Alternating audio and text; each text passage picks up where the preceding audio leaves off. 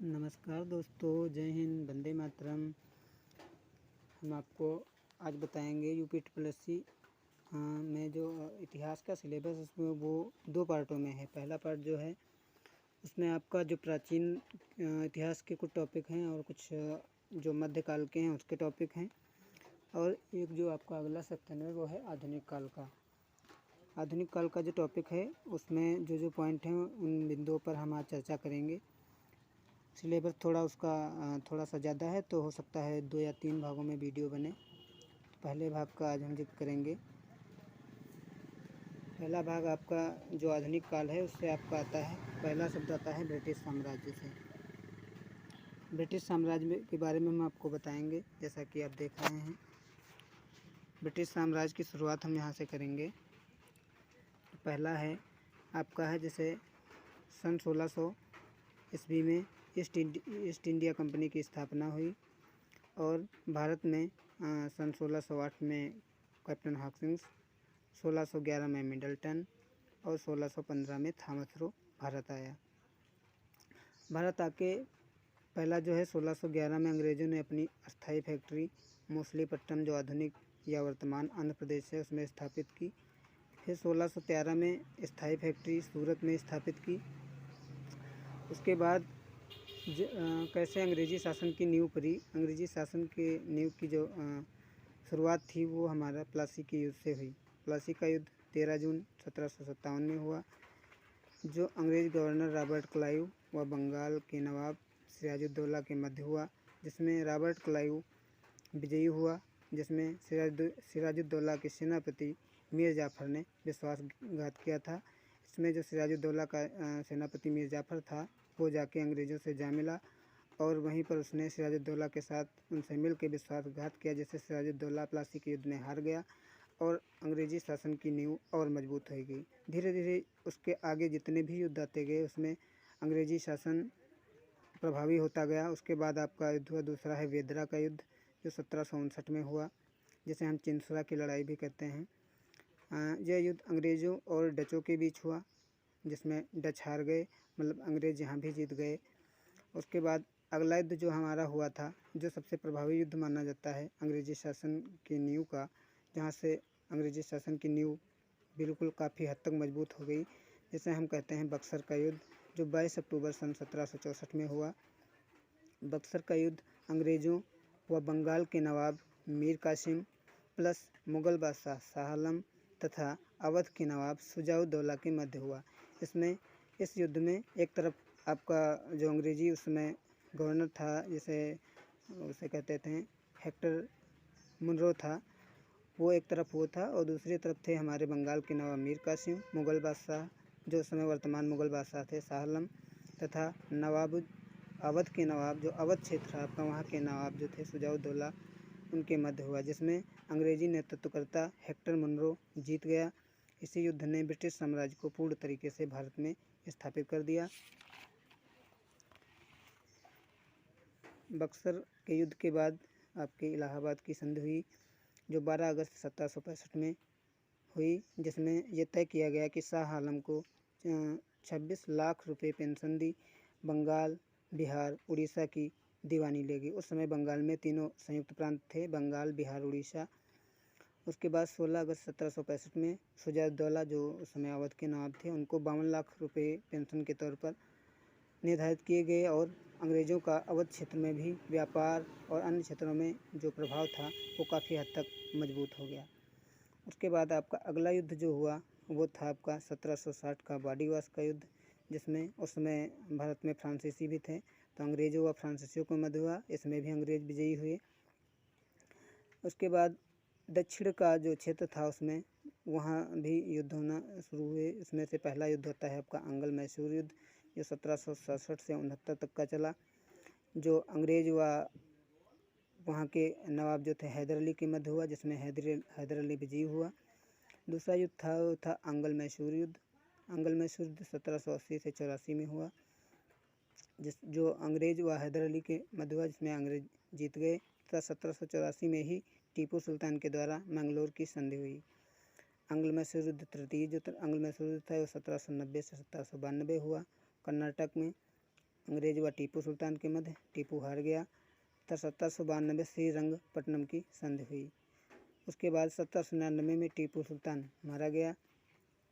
अब आपका जो सबसे प्रभावी क्वेश्चन आते हैं हमारा, पूछा जाता है आपका बंगाल का प्रथम गवर्नर कौन था।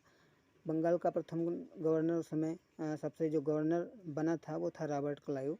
रॉबर्ट क्लाइव ने ही अंग्रेजी शासन भारत में स्थापित किया था। इसे ही हम कायदे से मतलब कह सकते हैं कि रॉबर्ट क्लाइव के द्वारा ही अंग्रेजी शासन की नींव भारत में डाली गई थी। उसके बाद बंगाल का फर्स्ट गवर्नर जनरल जो था वारन हेस्टिंग्स हुआ। सबसे पहले अंग्रेज जो थे वो बंगाल प्रांत में प्रभावी थे, पूरे संपूर्ण भारत में इनका शासन नहीं था। उसके बाद भारत का पहला गवर्नर जनरल हुआ आपका लॉर्ड विलियम बेंटिक, जो संपूर्ण भारत का गवर्नर जनरल हुआ। उसके बाद भारत का पहला वायसराय जो था लॉर्ड कैनिंग था। जो वायसराय और गवर्नर जनरल का मतलब ये होता, भारत का जो गवर्नर जनरल था उस समय भारत में वहीं पे नियम बनते थे और वहीं पे लागू होते थे। उसके बाद जब 1857 की क्रांति हुई तो उसमें काफ़ी हद तक विद्रोह भारत में हुआ, तो वहीं पे कंपनी जो ईस्ट इंडिया कंपनी थी उसका शासन समाप्त करके फिर डायरेक्ट इंग्लैंड से ही शासन शुरू होने लगा। जो वहीं से जो वहाँ के वायसराय आते थे बन के इंग्लैंड से ही, उन्हीं को वायसराय कहा गया। वहाँ गवर्नर जनरल यहाँ नहीं, वहाँ से बन के आते थे वायसराय, जिन्हें लॉर्ड कैनिंग कहा। जो पहला वायसराय बन के आया था वो लॉर्ड कैनिंग था। स्वतंत्र भारत का पहला गवर्नर जनरल जो था वो लॉर्ड माउंटबेटन था। और स्वतंत्र भारत का पहला गवर्नर जनरल लॉर्ड माउंटबेटन था। और स्वतंत्र भारत का पहला भारतीय गवर्नर जनरल था वो श्री राजगोपालाचारी थे। अब हम जिक्र करेंगे बंगाल के गवर्नर। सबसे पहले बंगाल में ही अंग्रेजी शासन की नींव पड़ी थी। तो बंगाल का जो पहला गवर्नर था वो था आपका रॉबर्ट क्लाइव, जो 1757 से 60 तक रहा। उसके बाद ये भारत पर अंग्रेजी शासन का जन्मदाता माना जाता है, क्योंकि इसके द्वारा ही अंग्रेजी शासन की नींव डाली गई थी। पर बंगाल में द्वैध शासन की स्थापना इसी के लिए, फिर अंत में जाके ब्रिटेन जाके इसने आत्महत्या कर ली थी। उसके बाद अगला जो था वो आया था आपका हॉलवेल 1760। इसी के समय ब्लैक होल की घटना हुई थी। उसके बाद अगला था आपका वेनस्टार्ट, जो 1760 से 65 तक का रहा। इसी के समय बक्सर का युद्ध हुआ था। उसके बाद अगला गवर्नर जो था वो था कार्टियार, 1769 से 1772 तक। बंगाल में भीषण काल पड़ा था इसी के समय। अगला जो था वो था वारन हेस्टिंग्स था, जो 1772 से 73 तक रहा था। यही जो बंगाल के गवर्नर थे उस समय ये अंतिम गवर्नर था बंगाल का। 1773 के रेगुलेटिंग एक्ट से भारत का गवर्नर अब बंगाल का गवर्नर जनरल हो गया था। अब बंगाल के पहला गवर्नर जनरल आपका वारन हेस्टिंग्स था, जो 1773 से 85 तक का रहा था। इसी ने जो रॉबर्ट क्लाइव के द्वारा द्वैध शासन चलाया गया था बंगाल में, इसने आकर उसका खात्मा किया था, द्वैध शासन को खत्म किया। फिर 1784 में एशियाटिक सोसाइटी की स्थापना हुई। संस्कृत महाविद्यालय की स्थापना हुई इसी के समय। और 1784 का जो पिट्स इंडिया एक्ट आया था वो भी इसी के समय आया था। और जो बंगाल गजट था 1780 का, वो भी इसी के समय आया था।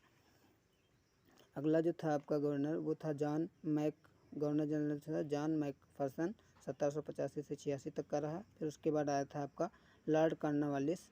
सबसे पहले आपको बताना चाहेंगे यही एक गवर्नर जनरल था जिसकी जो समाधि है, जो आपका इसका टॉम्ब है, वो हमारे उत्तर प्रदेश के गाजीपुर में बना है। यहीं पे इसको दफनाया गया था। 1786 से 93 तक रहा था ये।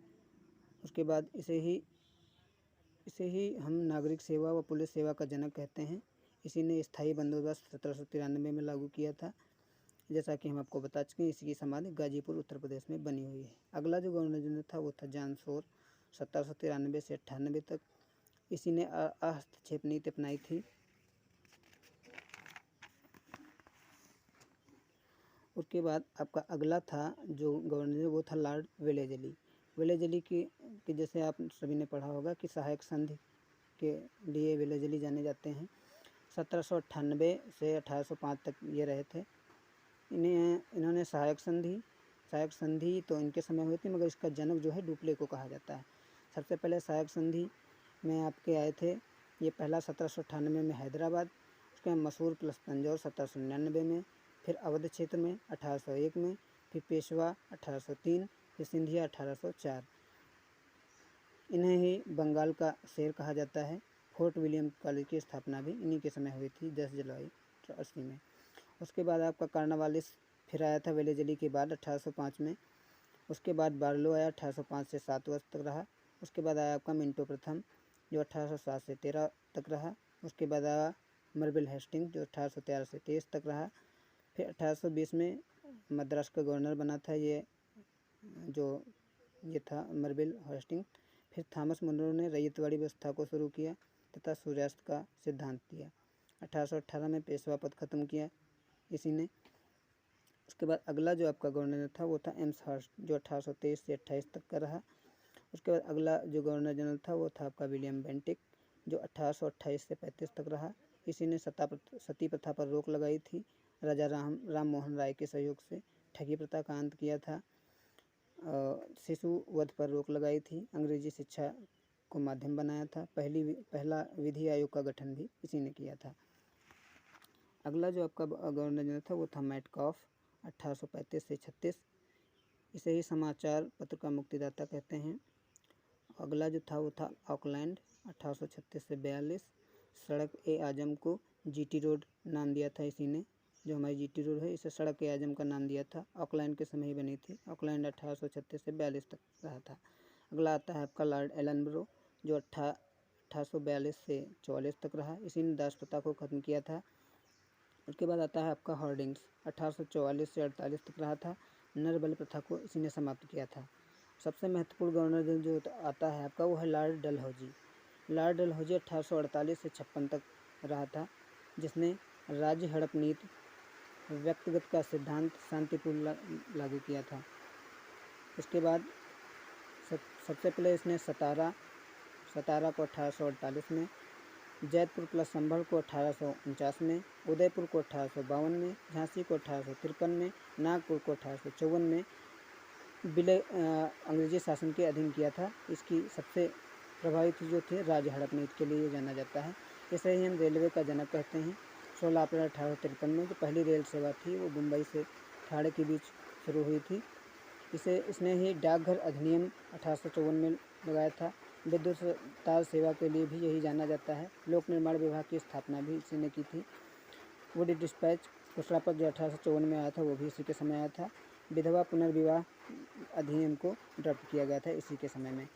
दोस्तों, हमने जो हमारे ये थे बंगाल के गवर्नर, जो भारत के गवर्नर जनरल थे, डलहौजी तक का हमने अध्ययन कर लिया है।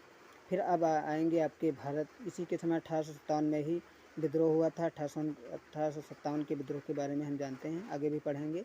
उसके बाद जो गवर्नर जनरल ख़त्म होके सीधे इंग्लैंड से शासन हो गया। कंपनी जो थी ईस्ट इंडिया कंपनी, उसका शासन समाप्त हो गया। सीधे इंग्लैंड से शासन किया जाने लगा था भारत में। तो यहाँ इसके आगे का हम अगले वीडियो में पढ़ेंगे, अगले वीडियो में हम जानेंगे। तब तक के लिए यदि वीडियो को पसंद आया हो तो आप हमारे चैनल को सब्सक्राइब करें, वीडियो को लाइक करें, शेयर करें, वीडियो पर कमेंट करें। धन्यवाद।